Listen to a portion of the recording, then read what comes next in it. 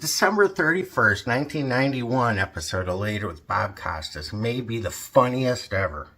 He and Elayne Boosler review 1991, and she riffs, and so does he.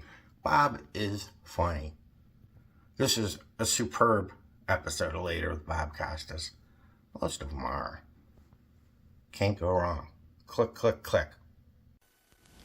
Thanks for staying up later, and Happy New Year. Think of this.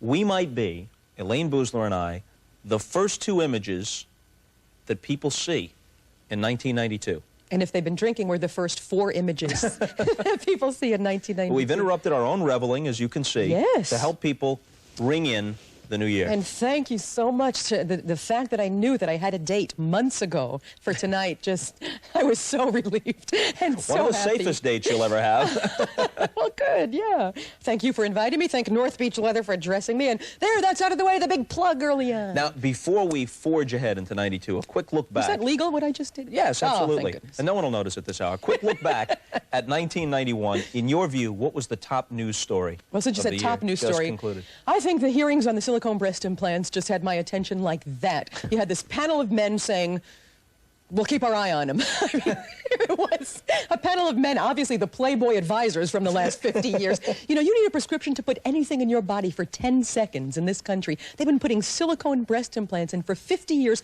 No one thought to test them. And now people are testifying. And this is what they said after all this. They said, we'll keep our eye on him. But could you make them bigger? Because if you made them bigger, they'd be easier to keep our eye on. So just make them bigger. I thought, this is amazing. So now they have to think of something else to make breasts out of. And I think they should make them out of down because they're light, they're warm, and you could really fluff them up for company. Except that, you know, you have to wake up first every morning. Uh-oh, morning. Went you sleep on your breast last night? Yeah, shit. What I guess the problem is, like I'm a doctor. Yes, The problem is that this stuff moves around. It shifts. But by itself, not... It's just, you know, with or without prodding. I just don't understand that. Sometimes people just buy such sizes. You know, I travel all the time. It's like having carry-on luggage with you at all times. It's like two shoulder bags at all. It's like, can I put this luggage down for a day? Why would anyone if they didn't have to? I'm just saying, you know, voluntarily. And then I read the thing that said men are concerned about their size. And I said, well, you know why they don't get implants? Because they're probably still testing those. Yeah. So there you go. Elective surgery, liposuction. You eat a hamburger, they suck it out of you, which is so. Don't eat the hamburger. You know, it's never liposuction. Isn't it always painful liposuction? Don't those, you have to undergo painful liposuction Can you treatments? imagine? Also, sometimes the fat cells break off, and that's what can happen. It goes in your bloodstream and goes right to your brain and kills you. And that's the, you know, the bad part. Is that true? Yes, that's, you know, the warning is sometimes they break away and they go bunk, and they have to tell your family you died because you sat on your own head, like a piece of your butt hit you in the head, you know. Well, she kicked herself in the head. It was Bruce Lee kind of, what happened, you know, so it's goofy. I don't think we should take ourselves quite that seriously. And, you know, why are people so concerned about sizes? I mean, men judge. We know they don't look in our eyes when we first meet. We see them go, how you doing? But, you know, it's just because commercials put so much pieces of women in men's faces. They're so used to looking there first because beer, cars, man buys a car. What choice does he have? I mean, yeah, you turn on the TV, car, breast car. What should I do? Buy the car? Buy two of those cars. Park them really close together, stick my head in between them. Is that the message? What's the message? Poor men, well, you know, and then they look at your breasts and they say, I'm sorry, I was shopping for cars all morning. I can't help it. Beer, if I was a man, I'd be afraid to drink beer. All you see on beer commercials are tremendous close-ups of huge breasts. If I was a guy, I'd think, I'm not going to drink that. I don't want those things. I'm a man. And you know, and then they won't advertise condoms on TV, which makes no sense at all, right? Well, they tried it once 5 years ago. Of all the beautiful women on TV they used to sell you things, they found the one woman in America you didn't want to sleep with to sell this product. She was miserable with a bad attitude. Buy these. You know, it's not worth dying for. Hey, lady, we're idiots. As soon as we're naked, it is worth dying for. You know, have a better commercials. Buy these. You'll live to do it for years. That's the thing. That's the package. So now, suppose you were at an ad agency and they said, all right, all three networks, not just, I think Fox accepts on the meds, but let's say ABC, CBS, NBC said, okay, starting in 1992, we have made a New Year's resolution. We are allowing condom ads. Shouldn't they? Now, wouldn't that be great? You write them. Oh, sure. What are you going to put in? I would say, buy these because you... Well, let me rephrase that. We know what you're going to put in. What are you going to make the ad say? Puns will get you... Puns will get you killed, even though. I would see the ad emphasize the negativity. You know, well, you'll die. I would be positive. I'd say, buy these. You'll be around to have sex for the rest of your life. You say, well, who wouldn't want that package? You know, that live sex thing. You got that live and sex thing. That's the thing. And also, condoms are funny anyway. You know what Trojans say? New shape. I must have missed the paper that day. Oh, it must have been that Chernobyl business, Bob. You know, I mean, they haven't revised textbooks in thousands of years. What are these, shaped like a couch? Oh, put it over there. Move it over there. They have lambskin condoms. Lambskin. And people get upset when you want to make a coat out of an animal. I said to the druggist, what's with the lambskin condoms? He said, they feel more natural. I said, not to girls up north. I saw one great new brand of condoms this year. It said extra super sensitive condoms. I thought, oh, these must hang around and talk to you after the guy leaves.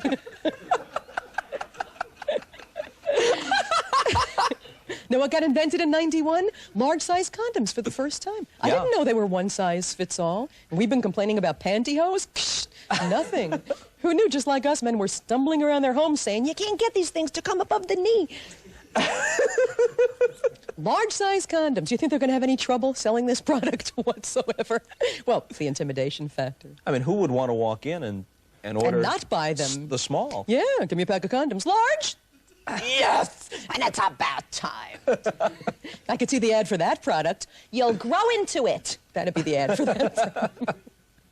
Hey, it's a part of life. Anybody can look cool putting a condom on. You know, you have to, it's okay, you know. Just be a swashbuckler, have a little style. Open that thing up like Errol Flynn. Yaha, windsock, here come the pirates.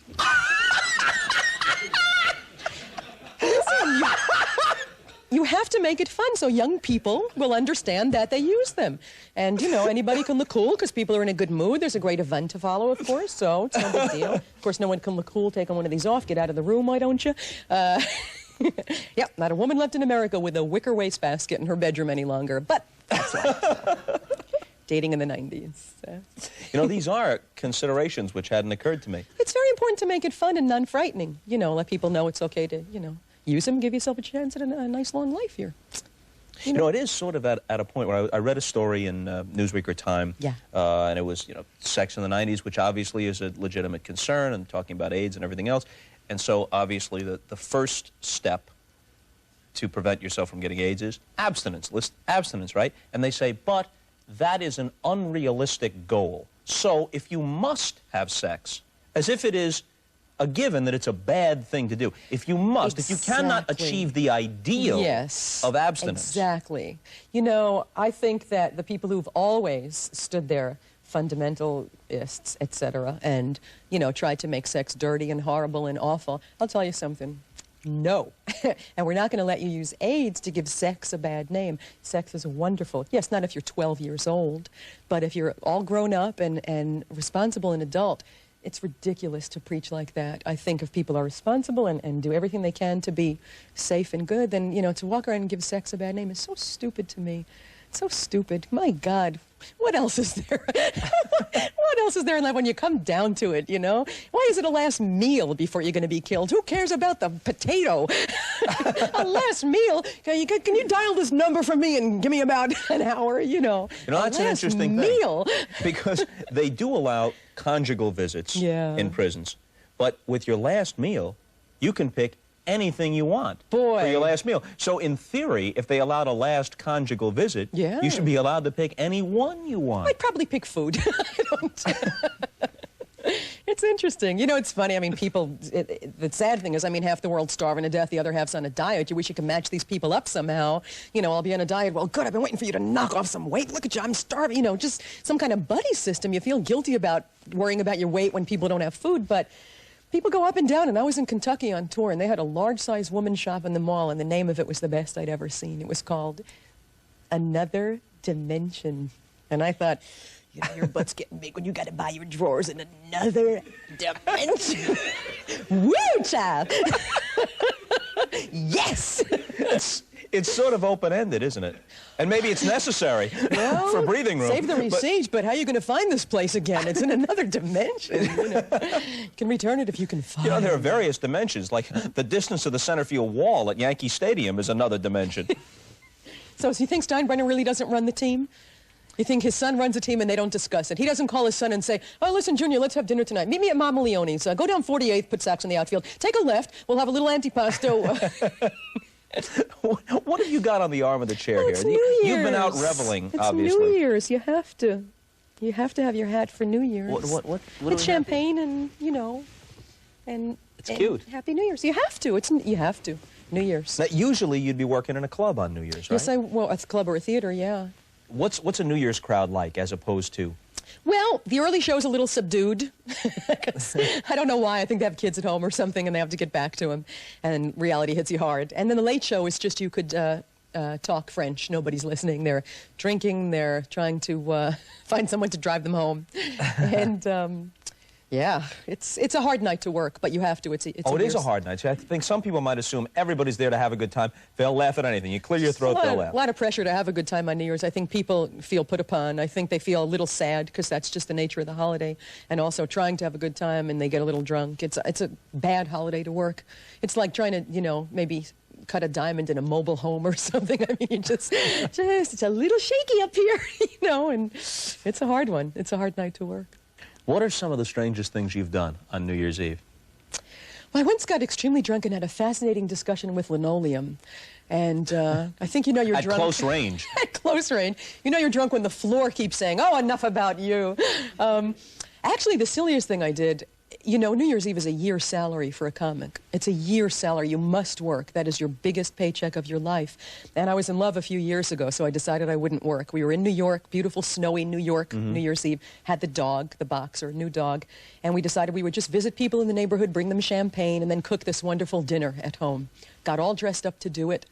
Started walking around the neighborhood. I pass a comedy club in the 70s near me. And I say, oh, a friend of mine's working there. I'll give him a bottle of champagne. I'm dressed up. The dog has a big bow on. My guy's dressed up. We walk in. The owner says, Elayne. I said, what? She said, the headliner's stuck on the subway. I was just about to give people back $125. I said, what are you telling me for? She said, could you? I said, no, I can't, please. Could you? I went on for free, for free. A year so she said, what do I have to pay you? I said, you would have to sell the club to pay me what I would be getting tonight. Took off my coat, had this gown on, went on, just like that. Dog fell asleep in his bow. Did an hour, you know, walked off. Thank you, well, good night, for free. And went home. It was very funny. First hours of the new year with Elayne Boosler. Let's get your take on some things that went down in 1991. Can you hear me over this crowd out there? They're getting raucous. What a raucous crowd. We're only a few blocks from Times Square. Isn't it amazing? This is the place to be. Just wait a minute, because even though it's New Year's Eve, I don't think it's right. A comedian of your stature, people would show this level of disrespect. Hey! Hold it down, damn it! Was that an impression of your dad? that was Ralph Cramden leaning out the window. Whoa, it certainly looks like rain tonight. Whoa, that was an impression of everyone's dad. Go play in your own yard. Here's my take on club owners, okay? You know, when you work for the door. They count how many people, and then you get paid by how many people. Well, they always undercount, always. And I always said a great thing would be if it's, instead of Dick Clark or somebody, a club owner would be hosting New Year's Eve at Times Square, and they'd say, look at that crowd. There must be 300 people down there. Instead of the million, because... Well, what's your take on the sexual harassment issue? Oh, you want to go through the year, the events of the year? Well, that's a nice... In general? Nice tack to take. Yes, sexual harassment. Well, I thought the trial, the Clarence Thomas trial, certainly should have been private, because I was eating my dinner the exact moment that the pubic hair and the Coca-Cola was mentioned. And all I could think at that point was, poor Coke. I mean, they spend millions a year on image control, and now, you know, the heck with all these stars. It's like, I don't want a Coca-Cola, thank you. No, thank you. And I thought they must have begged to question the witnesses. Professor Hill, Bill Smith of Coca-Cola, are you certain it couldn't have been a Pepsi? The trial was interesting. Nothing was clear to me about the case except that Orrin Hatch and Heflin from Alabama should both be recalled, and they should take about 8 guys with them. They were incredible. Ever read this book? No. The Exorcist? No, Senator. Ever see the movie? I've seen only the scene with the bed flapping. Hatch sitting there waving a copy of The Exorcist, apparently mistaking it for the Constitution, and Heflin questioning Anita Hill as if he were a plantation owner. Are you a scorned woman? I thought his next question, you retaining water, little missy? Oh, maybe you had cramps when you talked to the FBI. It was frightening. I don't know who lied that week. I think Clarence Thomas lied the week before when he said he never discussed Roe versus Wade, as if it's the kind of thing that just never comes up at the Yale Law School. I mean, he's a judge. He never discussed Roe versus Wade. You know, my dog has brought it up several times over dinner. So the harassment thing was interesting. I think Congress should have voted on how to pronounce it because it was driving everybody crazy.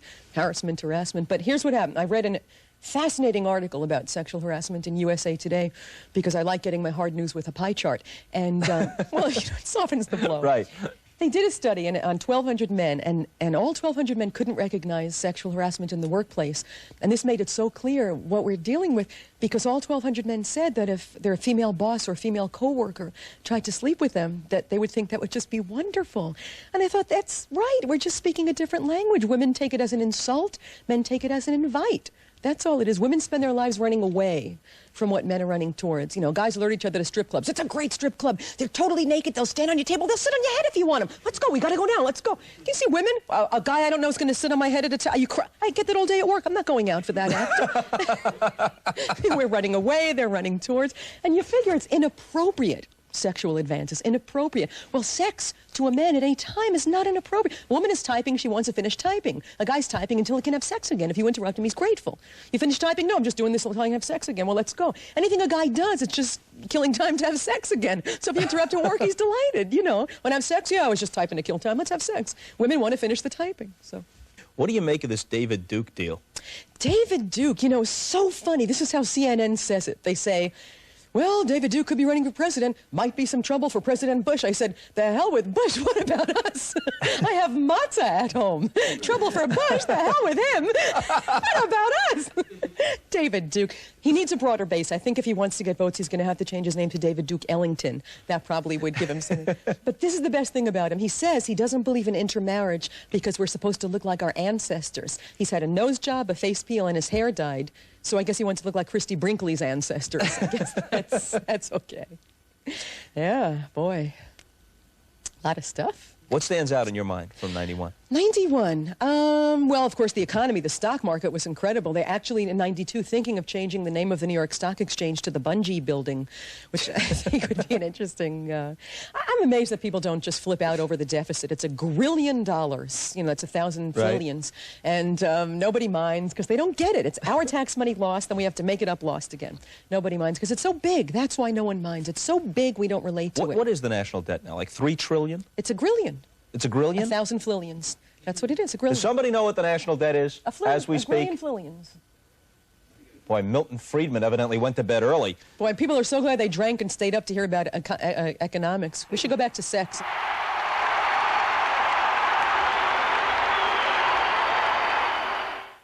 Actually romantic on New Year's Eve? I've had some good New Year's Eves. You want to tell us about them? No, I don't. Why, this show's not on late enough for that story. But I think it's a great way to start the year, being romantic. Do you think people have that certain feeling of abandon on New Year's Eve? Like, I'm going to do something, and then I'm going to rationalize that tomorrow, starting tomorrow, I'm not going to do this anymore. I feel a real undercurrent. I see a real undercurrent, I think, of sadness on New Year's Eve. I see it when I'm entertaining. I see it when I'm out in clubs. I see it if I've gone to a party. I just think what it is a summing up of, you know, the year past has been, nothing's ever what you think it's going to be. I mean, I'm certainly shocked that this is my life, you know. I'm still buying cake in the middle of the night, hoping no one will recognize me so I can eat a whole cake at 4 in the morning, you know. I mean, I didn't think I'd be dating in my late 2010s, and, you know, I have 3 eggs left, and people say you can't have a child when you get older because your eggs get too old. And I said, well, how old are my eggs? Maybe I'll have a grandchild, you know. But actually, remember in the last year, the 91, the woman who gave birth to her own grandchildren? Right. What a mom! My mom won't do my laundry. My mom wouldn't kill a cheerleader's mother so I could be a cheerleader. What a mom! She really... So no, I think people get a little, they kind of sum up the last year, which often is not exactly what you'd hope. Right. And then it's kind of the thing of facing, well, starting over. And I think there's a mixed, I think people are happy for what's good, and I think they're sad for what's, I think it's a very mixed emotion, which is why people drink so much. Just stop thinking about the whole darn thing, I think. What's your resolution for 92? I want to really, you know, smoking and food, I want to just really get up to about 4 packs a day, and I want to gain as much weight as possible. I now only make resolutions I can keep. You know, I'm going to smoke a lot, I want to drink heavily, and I really want to gain some weight. And I think you'll be proud of me when I get back here next year to do the show again and you see what I've accomplished. So, really, I resolve then to go out of my way to avoid you. If I see you on the street, I'm going the other way. If I'm flipping around with the remote control and I see it right past you, I don't want to see you until December 31st, 1992, and then I want to see the fruits of a year's labor. It's a deal. You can say, who's that woman walking down the street eating a hot dog, smoking with a vodka in her hand? Who is that? So we have our first show of the new year under our belts. Thanks for a great date. Should old acquaintance be forgot and never brought to mind? There's still one kind of fluttering down from the rafters. I'm not doing this alone. Should old... I don't think this is working out quite as well as they anticipated, but we only get one take. Nobody threw up on us, and it's New Year's Eve. Do you know how wonderful this evening was? For a comic, that's big. Happy New Year. Happy New Year. See you later. See you later. And never brought to mind. Should old acquaintance be forgot and days of old